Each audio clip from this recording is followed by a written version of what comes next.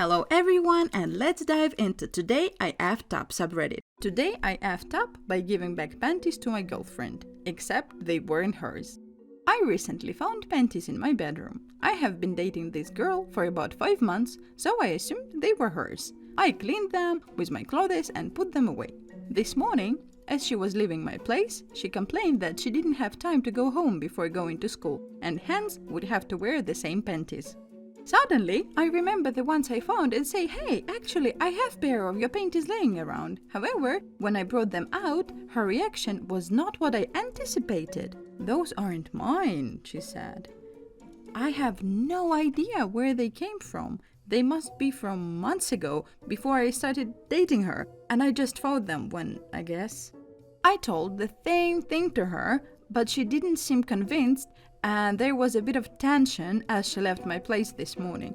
Boys, if you find panties in your home, just throw them away. It's not worth the risk. Well, I think that was a big stretch to assume that everything that could belong to female that you could find in your room would be your girlfriend's. Assuming that she's not the first girl who's been in your room. So maybe next time just ask her, to keep the spare set of clothes in your place. Today I effed up by telling a girl she needs to see a doctor. This was about 3 years back, and it hit me like a truck while I was watching TV today. I met this girl at a camping event and we hit it off pretty well. I was pretty damn religious at the time and took the whole no passionate hugging before marriage rule to heart. Dating was not allowed in my family until you hit 18, and I was 17 at the time. The reason I'm saying this is to explain why I was dense AF and didn't notice any of the hints. Back to the story. We hit it off at the camping, and by the end of the trip, she asked for my Instagram, which I replied, I don't use Instagram. Then she asked for my Snapchat. I don't have Snapchat either. Finally, she asked, what do you use? And I told her, Facebook. You'd think her going out of her way to add me on a platform she hasn't used in years would be a hint, but nope, my dumbass just thought, at least she'll get to know how good Messenger is now. Fast forward about 2 weeks, we've been talking consistently for a while now, and she's been subtly mentioning all these ideal dating spots in the city, and all I could reply was, wow, looks like a great spot. Let me know how it is if you ever go there. At this point, she went for the Hail Mary. She sent me a picture of her thigh, pointing out a mole she hasn't noticed before. I went into diagnosis mode and told her, Google says it could be either a mole or a cancer. She laughed, thinking that I was joking. I actually wasn't joking, and asked if I was free for a video call. I answered the call, and there she was, naked in an effing towel, with the camera zooming into her cleavage, and then she says, I noticed a mole right here too, as she points the camera right above her nipple and almost slipped the towel. My dumbass responds, hate to break it to you, but I am no doctor. If you're worried about it, you should really have checked it out.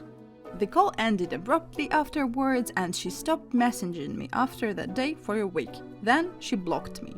I was dumbfounded and thought, if she really hates being my friend that much, then she should have at least had the decency to be upfront about it. Fast forward to today, while I was sitting in my place watching some Netflix, when out of nowhere this flashback hit me like a truck, carrying years worth of my obliviousness.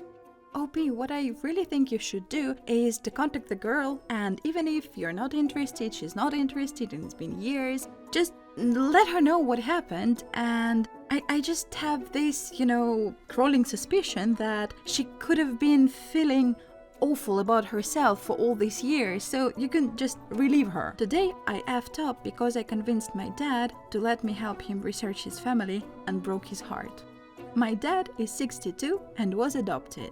He has been watching a lot of long-lost family recently, and I encouraged him quite persistently to start some investigations into his own family. I did most of the research and managed to obtain his adoption paperwork, and also found the last known address of his birth mother. So we wrote to the address stating that we were working on a family tree and does this person still live there, and we got a reply that said, please do not contact me again, I'm 82 and just want to live a quiet life. I wish you all the best in life. Signed from his birth mother.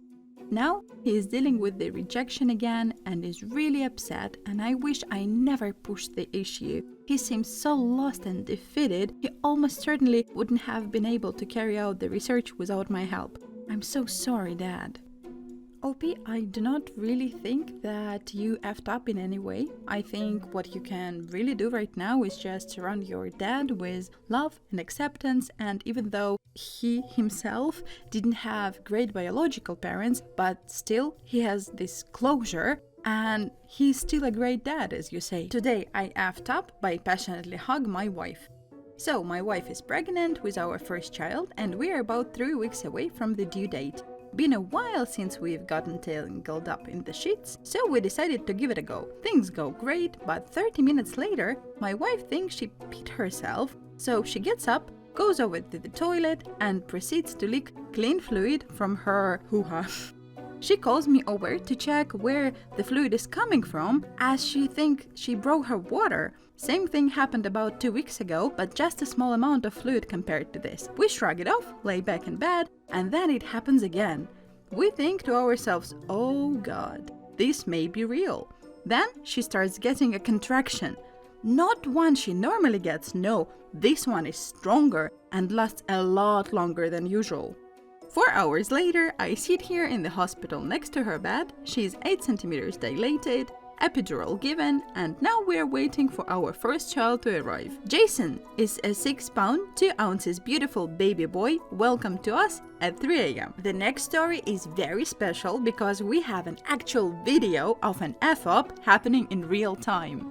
Today I effed up by not kissing a girl at a college football game on national television.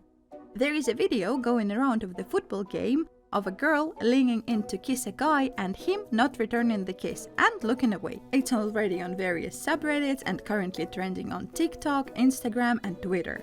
That guy is me. I have gotten texts from high school friends I haven't talked to in years, random college classmate and my sister and mom who have all seen that video, and I'm gonna take this brief moment of internet fame to explain what actually happened.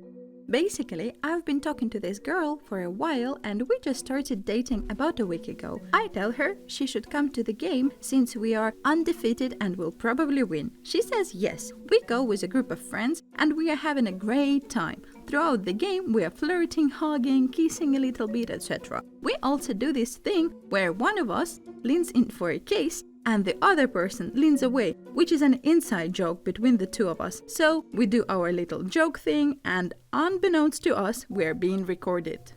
And here is the video that OP mentioned, which I think is hilarious.